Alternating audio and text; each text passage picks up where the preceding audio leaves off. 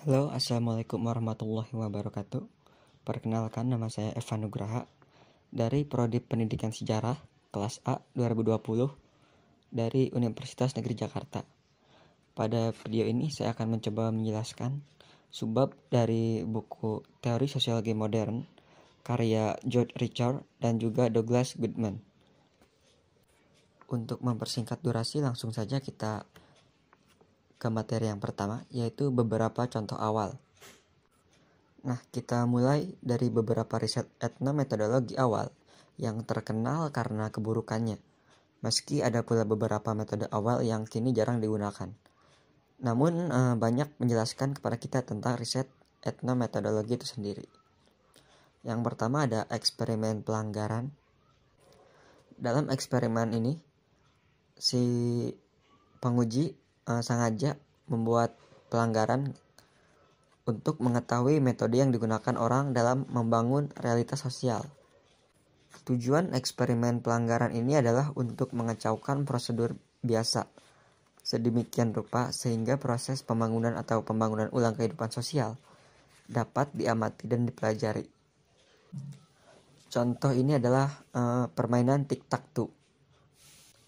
Nah, aturan permainannya ini si peserta ini harus meletakkan sebuah tanda di dalam setiap sel gitu. Tetapi aturannya ini dilanggar karena tanda ini diletakkan antara dua sel gitu. Nah, bila pelanggaran ini terjadi dalam permainan tic-tac-toe yang sebenarnya, pemain lain atau pemain kedua ini akan menuntut penempatan yang tepat. Bila penempatan yang tepat itu tidak terjadi, pemain kedua akan mencoba menjelaskan mengapa pemain pertama melakukan tindakan yang di luar aturan itu gitu.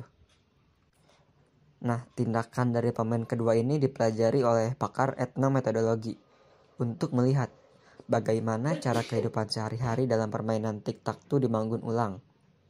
Contoh lain ketika Garfinkel meminta mahasiswanya tinggal di rumah mereka masing-masing selama 15 menit sampai 1 jam untuk menghayalkan atau menskenariokan bahwa mereka ini seolah-olah orang yang sedang indokos dan kemudian bertingkah laku berdasarkan asumsi bahwa mereka itu sedang indokos gitu. Nah, mereka ini diperintahkan untuk bertindak sendiri dengan hati-hati dan sopan. Mereka diminta saling menjauhkan diri, berbicara secara resmi, dan hanya berbicara ketika ditegur kepada anggota keluarga lainnya. Nah, setelah dilakukan, dalam kebanyakan kasus, anggota keluarga tercengang oleh perilaku demikian. Ada yang heran, ada yang kagum, ada yang terkejut, dan juga ada yang merasa malu gitu dengan perilaku yang dilakukan oleh mahasiswa yang disuruh oleh Garfinkel tadi. Nah, menariknya adalah ketika Garfinkel ini bertanya kepada mahasiswanya gitu, bagaimana keluarga kalian menanggapi hal tersebut, hal ketika mahasiswanya disuruh menjadi orang indekos. Yang menarik adalah respon dari keluarga ini seperti terheran-heran gitu. Ada yang bertanya, apakah kau dipecat? Atau apakah kau sakit? Atau bahkan yang paling mencengangkan, ada yang bertanya bahwa apakah kau gila? Atau mungkin kau bodoh? Seperti itu. Dan akhirnya mahasiswa itu menjelaskan eksperimen itu kepada keluarganya dan situasi harmonis pun segera pulih. Namun dalam beberapa kasus ada juga yang masih merasa jengkel gitu kepada si mahasiswa tersebut. Nah, eksperimen pelanggaran ini bisa melukiskan gambaran cara orang mengatur kehidupan sehari-hari mereka. Eksperimen ini mengungkapkan daya hayal realitas sosial menurut jenis kelamin. Nah, materi ini bermaksud adalah bahwa seseorang tidak dilahirkan tidak langsung menjadi laki-laki dan perempuan secara psikologis. Memang secara fisik atau jenis kelamin sudah ditentukan laki-laki dan wanita. Tetapi secara peran mereka ini harus menyesuaikan diri gitu. Semisal laki-laki menyesuaikan diri dengan perilakunya sebagai laki-laki dan perempuan juga harus bisa menyesuaikan dirinya sebagai perempuan gitu.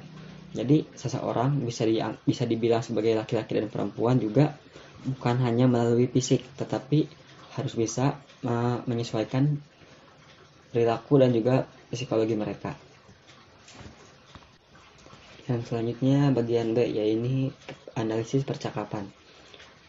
Nah, lalu yang pertama ada percakapan telepon. Nah, ada seorang ahli yang bernama Emmanuel A. Sigop. Dia ini memandang bahwa percakapan telepon ini bagian upaya lebih besar untuk memahami ciri keteraturan interaksi sosial. Ia dan rekannya ini memperluas perhatiannya atau penelitiannya terhadap berbagai macam fenomena teratur dalam proses interaksi seperti dalam percakapan telepon ini pengaturan seperti giliran berbicara dan juga cara orang memperbaiki pelanggaran yang dilakukan dalam prosedur percakapan biasanya ini lebih jauh. Dan mereka juga memperhatikan struktur percakapan secara menyeluruh termasuk pembukaan dan penutupan. Karena percakapan telepon ini berbeda dengan percakapan langsung atau tatap muka. Jadi ada beberapa peraturan atau kecakapan dalam berbicara yang harus diatur, berbeda dengan percakapan secara langsung itu. Nah, yang selanjutnya ada membuat tertawa. Nah, ada seorang bernama Gail Jefferson mempertanyakan bagaimana orang tahu kapan saatnya tertawa dalam percakapan. Nah, menurut pandangan awal dia, tertawa termasuk sesuatu yang bebas waktunya untuk dilakukan dalam percakapan atau interaksi. Artinya, seseorang bisa kapan saja tertawa sesuai kehendaknya. Nah, menurut dia, tertawa itu tidak hanya asal tertawa gitu. Ada struktur mendasar pada suatu ucapan yang dimaksudkan untuk membuat pihak lain supaya pihak lain itu tertawa gitu. Nah, ada orang lain yang bernama Glenn pada tahun 1989 meneliti prakarsa tertawa bersama dalam percakapan yang melibatkan banyak orang. Nah, si Glenn ini menyimpulkan bahwa waktu tertawa ketika orang berbicara 4 mata atau 2 orang ini waktunya beda gitu dengan ketika kita berbicara dengan banyak orang. Biasanya ketika kita berbicara dengan 2 orang, si pembicara itu yang terlebih dahulu tertawa gitu supaya mengajak si pendengar juga tertawa.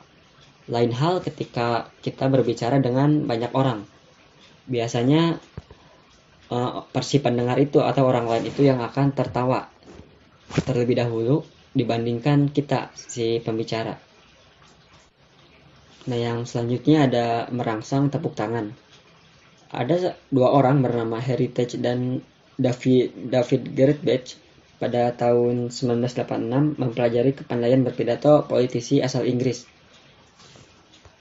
Nah, setelah mempelajari itu, mereka menyimpulkan bahwa tepuk tangan itu ditimbulkan dari pernyataan secara lisan yang dibangun untuk menekankan dan juga didengar oleh si pendengar untuk memproyeksikan kejelasan pendirian yang disampaikan oleh si pembicara. Nah, Heritage dan Gertbach ini menemukan 7 muslihat berpidato. Yang pertama, membandingkan. Contoh ketika politisi mengatakan terlalu banyak uang yang dihambur-hamburkan untuk perang, sementara terlalu sedikit yang digunakan untuk perdamaian. Nah, pernyataan tersebut kan membandingkan 2 hal yang bertolak belakang. Nah, pernyataan tersebut akan mengundang tepuk tangan oleh para pendengar. Yang kedua ada daftar. Biasanya seorang pembicara ketika mengemukakan sebuah daftar isu politik, terutama daftar 3 bagian yang penting gitu. Dan ketika ia memberikan penekanan dan penyelesaian masalah, itu biasanya ditanggapi oleh pendengarnya itu dengan tepuk tangan. Yang ketiga ada solusi yang membingungkan. Ketika si politisi mula-mula mengemukakan teka-teki nih kepada pendengar, kemudian si politisi ini menawarkan solusi gitu dengan mengemukakan isu ganda. Nah, ini akan memberikan penekanan dan pendengar dapat mengantisipasi pernyataan ini dengan tepuk tangan. Yang keempat ada pokok berita, bagian pokok. Di sini politisi mengusulkan untuk membuat sebuah pernyataan dan kemudian ia membuat pernyataan dia gitu. Yang kelima, kombinasi. Kombinasi ini berisi penggunaan dua atau lebih muslihat yang telah dimukakan tadi sebelumnya. Yang keenam, ada pengambilan posisi. Mula-mula pembicara membeberkan keadaan tertentu yang diharapkan akan sangat menyentuh perasaan pendengar. Nah, keadaan itu mula-mula disajikan tanpa dibumbui dengan penilaian. Nah, barulah di akhir si pembicara ini mengemukakan pendiriannya mengenai keadaan tersebut gitu. Yang ketujuh, ada pengejaran. Ini terjadi bila pendengar gagal menggapai pesan tertentu.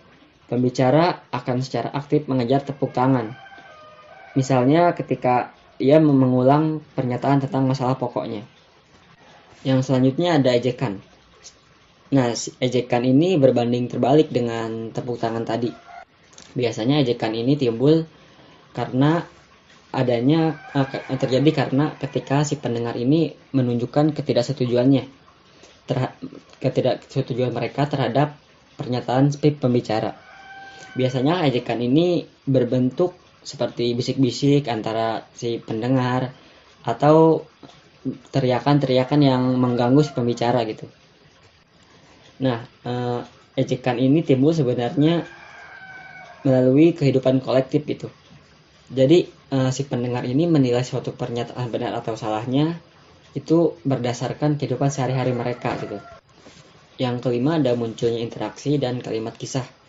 Charles Goodwin pada tahun 1979 menentang asumsi ilmu bahasa tradisional yang menyatakan bahwa kalimat dapat diuji secara terpisah dari proses interaksi tempat pemunculannya. Namun, pada kenyataannya, pembicara dapat merekonstruksi atau memperbaiki arti kalimatnya jika si pendengar ini kurang paham dengan apa yang ia katakan gitu. Dengan kata lain, si pembicara dan si pendengar itu harus melalui proses kerjasama atau harus bekerja sama supaya cerita ini tidak pasif gitu. Jadi pembicaraan tidak pasif dan ketika si pendengar ini bisa membenarkan atau bertanya kembali kepada si penyampai pesan atau si pembicara, maka itu akan mempermudah si pembicara untuk menyampaikan sesuatu yang akan ia sampaikan, juga akan membuat cerita semakin menarik gitu. Lalu yang selanjutnya ada formulasi. Heritage dan Watson 1979 memusatkan perhatian pada inti percakapan mereka, menempatkan masalah ini dalam konteks umum sasaran kajian etnometodologi. Nah, perhatian khusus mereka ini tertuju pada masalah kapan urutan percakapan itu sendiri. Kapan pembicaraan kedua pihak ini secara khusus mereka perhatikan gitu. Contoh dari formulasi adalah ketika si A menyatakan berbicara kepada si B bahwa aku merasa sedih, dan si A dan si B menjawab iya. Lalu si A berbicara lagi bahwa aku rasanya ingin memanjat jembatan gitu. Lalu si B ini bertanya, kau siap untuk melakukan bunuh diri karena apa? Nah, si B ini melakukan formulasinya. Lalu si A menjawab bahwa ya, aku merasa terlalu kelebihan berat badan. Lalu selanjutnya ada integrasi pembicaraan dan aktivitas non-vokal. Pakar analisis percakapan memusatkan perhatian pada percakapan dan etnometodologi yang lain. Yang lain itu memusatkan perhatian pada aktivitas dan vokal gitu, aktivitas non-vokal dan vokal. Beberapa peneliti menggunakan video dari kamera untuk menganalisis integrasi aktivitas vokal dan non-vokal. Misalnya, meneliti video tape, sebuah acara makan malam yang melibatkan dua pasangan. Contoh, ketika pembicara menatap pendengar, maka pendengar pun akan menatap kepadanya. Bila pembicara menatap kepada pendengar sementara pendengar tidak menatap pembicara, dengan demikian itu menjumpai pelanggaran, atau si pendengar itu melakukan pelanggaran. Ketika itu terjadi, maka percakapan akan terputus sejenak. Nah, lalu si pendengar ini akan memperbaikinya dengan cara meminta agar pendengar akan berbicara kepada si pembicara ini gitu. Jadi gantian gitu. Nah, dengan demikian maka si pembicara yang tadi berubah menjadi pendengar dan mereka akan saling mengobrol ketika si pendengar yang pertama tadi berbicara kepada si pembicara yang awal tadi gitu. Jadi mereka saling bersaut-sautan gitu. Yang ke-8 ada malu dan percaya diri. Nah, kita ini cenderung menilai bahwa perasaan malu dan kepercayaan diri ini sebagai faktor psikologi gitu. Tetapi Manning dan Ray pada tahun 1993 mencoba menunjukkan bahwa keduanya adalah sesuatu yang kita lakukan ketika maksudnya ada kemungkinan bahwa keadaan malu dan keadaan gejala ini adalah satu dan sama. Orang yang malu mungkin hanya malu di saat tertentu dan berdasarkan keadaan tertentu. Manning dan Ray ini menganggap bahwa ada suatu mekanisme interaksi untuk makhluk ini merasakan bahwa si malu dan percaya diri ini bisa diaktifkan juga tidak gitu melalui kolaboratif untuk mempertahankan pokok pembicaraan gitu. Itu aja sih materi yang bisa saya sampaikan, kurang lebihnya mohon maaf. Assalamualaikum warahmatullahi wabarakatuh.